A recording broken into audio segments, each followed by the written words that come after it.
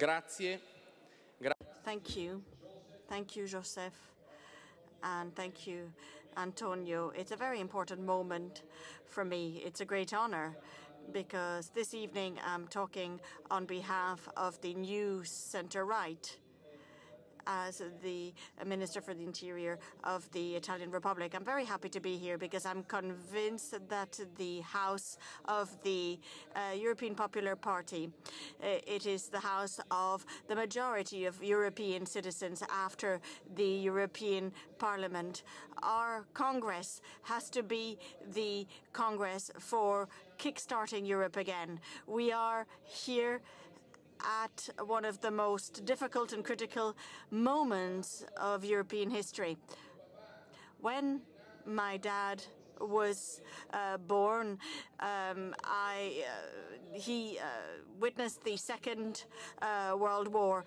My grandfather witnessed the first experienced the First World War. My own generation didn't experience any war because Europe and some people believed in being able to build peace and prosperity on our continent. They believed in building peace and prosperity, and they had a European dream, that of De Gasperi and Schuman and Adenauer. Dear Joseph, in this year, 2014, when we are commemorating the 60 years of the death of De Gasperi, I'd like you to recall the extraordinary figure of Alcide De Gasperi. I'm a president of the foundation. He is one of the founding fathers, and he has left a legacy, that of peace and rebuilding Europe. We have places in Europe, and Julia has shown it, where peace hasn't been conquered, isn't given.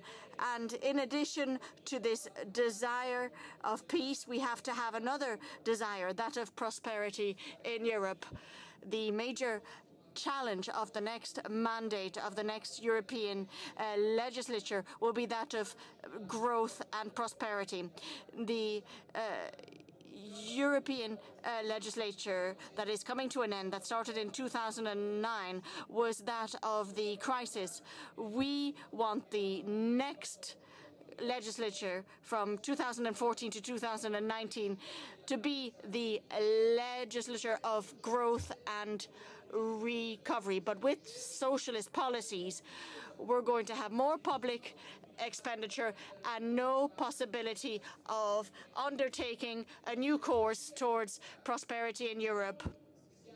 We are the European People's Parties, and we must craft a design of reuniting the conscience of European citizens. We have had peace. We have built a market, and we've created a single currency. There remains the major challenge of creating that true unity of the European people, because only a currency or a market alone cannot create unity.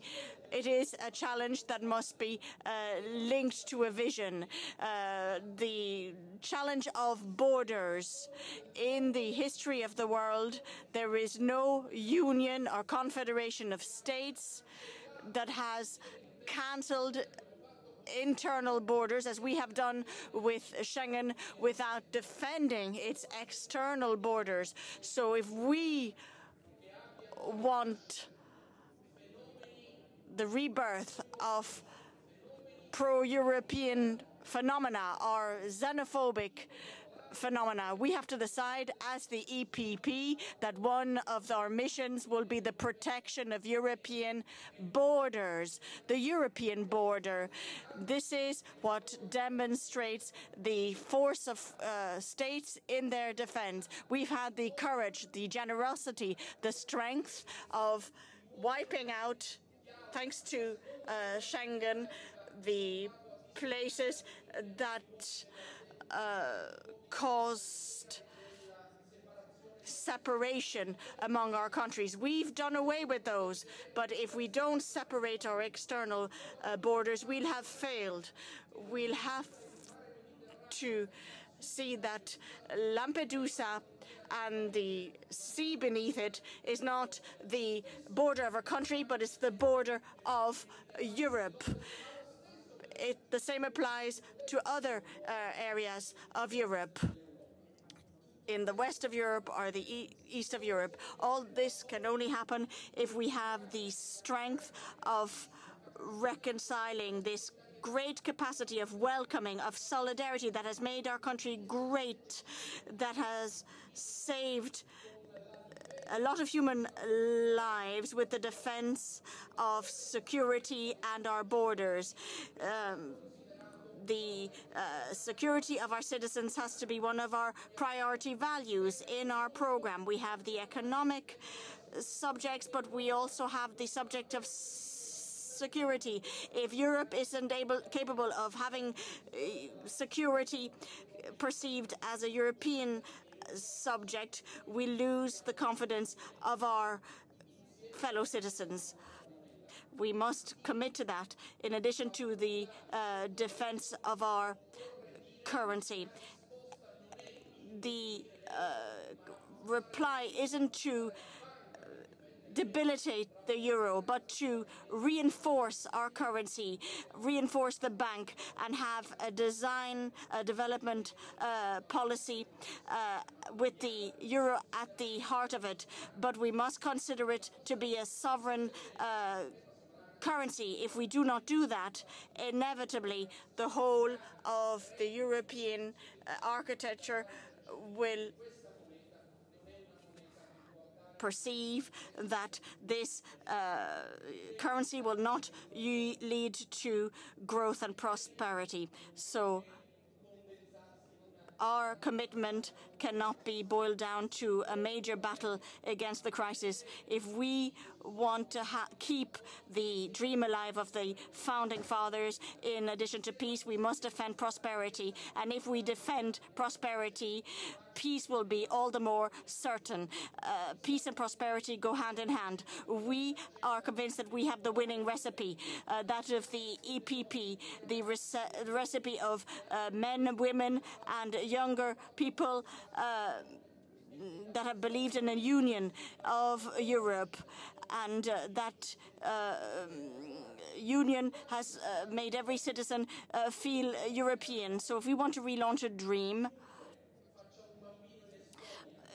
anybody having a child in Estonia or Italy or Germany or France or Spain or any other country in Europe gives birth to a child that will be able to answer a question to where they are from. They won't say Spain or Germany, but that child is able to say, I've come from Europe, a great continent, a great people, a great project, a great history, and a great future. Thank you.